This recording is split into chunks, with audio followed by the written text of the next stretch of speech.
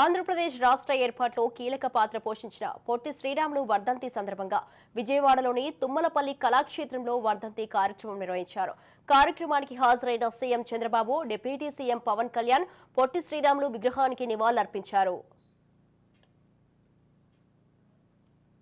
తెలుగు జాతి కోసం ఆలోచించి రాష్ట్రాన్ని సాధించిన వ్యక్తి పొట్టి శ్రీరాములని చంద్రబాబు కొనియాడారు. దేశ చరిత్రలో ఆయన అమరజీవిగా ఖ్యాతి పొందారని, ఈ డిసెంబర్ 15కు ప్రత్యేకత ఉందని, తెలుగు రాష్ట్రం ఏర్పడటానికి పొట్టి శ్రీరాములే కారణమని చంద్రబాబు చెప్పుకొచ్చారు. పొట్టి శ్రీరాముల ప్రాణత్యాగం తర్వాత తెలుగు భాష మాట్లాడే రాష్ట్రంగా ఏపీ ఏర్పడిందని సీఎం చంద్రబాబు అన్నారు.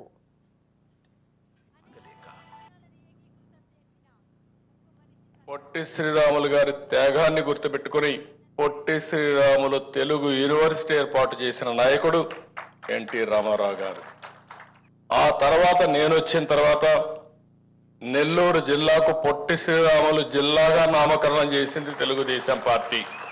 మళ్ళీ నేను మొన్న వచ్చినప్పుడు మీరు చూస్తే ఆయన పుట్టిన ఊర్లో చాలా పెద్ద ఎత్తున కార్యక్రమాలు చేయాలని, వాటర్ ఇవ్వాలని, బ్రిడ్జ్ ఒకటి బంగారుపాలెం అక్కడ ఉండే బ్రిడ్జ్ ఒకటి వేయాలని, ఇంకో పక్క హై స్కూల్ డెవలప్ చేయాలని, ఒక ప్రాథమిక ఆరోగ్య కేంద్రం కూడా ఏర్పాటు చేసి దాన్ని అంతా కూడా సిస్టమేటిక్గా చేసి పొట్టి శ్రీరాములు గారు పుట్టిన గ్రామాన్ని అభివృద్ధి చేసి ఒక మెమోరియల్ తయారు చేయాలని పెద్ద ఎత్తున ముందుకు పోతే దాన్ని కూడా తర్వాత వచ్చిన గవర్నమెంట్ క్యాన్సిల్ చేసే పరిస్థితికి వచ్చారు.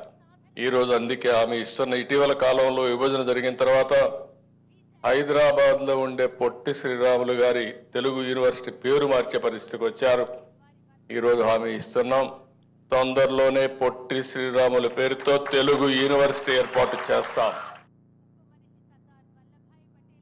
పొట్టి శ్రీరాములు గారి త్యాగ